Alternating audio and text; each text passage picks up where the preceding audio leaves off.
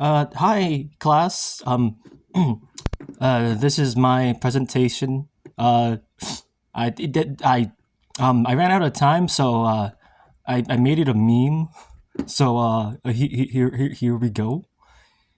Ba-ba-ba-bam. Soon as I find out how to go ahead and do this, I'm going to go ahead and review, record, slideshow. How to defeat racism 100% speedrun tips by SciSci. So today we're going to talk about what racism is. Our primary goals for this being what do, defeat racism, that's easy, tactics, things that we can do, example case, and summary.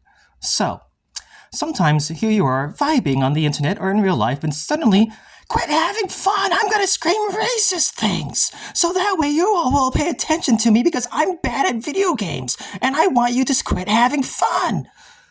So, instead of firing back with the biggest insult you can, have a little bit of class.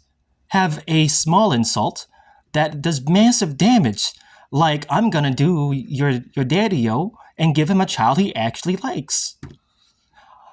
But sometimes, being nice like that, it's not really an option. And so sometimes you want to pull an Evangelion and do some nasty things to get your point across and spend years on it later. No, that wasn't the point. Anywho, as a master strategist, I can assure you that these tactics do not fail ever, like at all. Page 2. So, racism, what is it exactly? Racism is a belief that a race is a fundamental determinant of human traits and capacities that racial differences produce an inherent superiority of a particular race.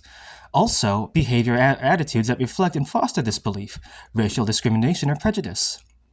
Or the systematic oppression of a racial group to the social, economic, and political advantage of another. So, another way of putting how we can go ahead and fix things is this thing from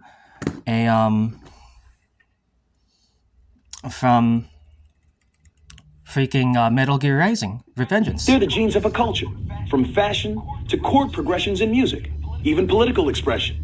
And just like normal genes, they replicate. They grow, infecting more and more people. You buy a shirt you like, then put it on. Other people see you wearing it, then buy it for themselves. Yeah, the genes of a culture makes it all sound pretty lofty. But the way Dawkins puts it, memes can also transmit worthless things, even the bad parts of a culture.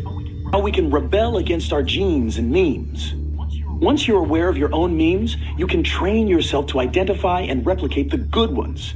And kill the bad ones. And obviously, we know that racism is a bad one. And ignore the thing back here with the other YouTube video. They're the genes of a culture. So anyways, types of tactics we can use. We can shame those that are going into Discord voice chats and then screaming because they're bad against everyone else.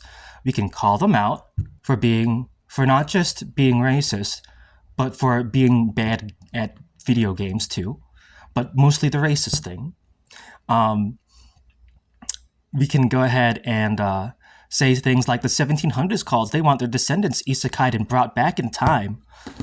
You can go ahead and spread the word in shared social circles. Like you can tell, like, look, if you knew that someone is going to be I know that there's like people against narking, but like if you know someone's being catfished, and like your buddy isn't really hanging out with you anymore because they're too busy talking to the catfisher, you'd probably go ahead and be bro, you're being catfished. So it's like that with this. You just go ahead and tell others, hey, don't associate with this guy.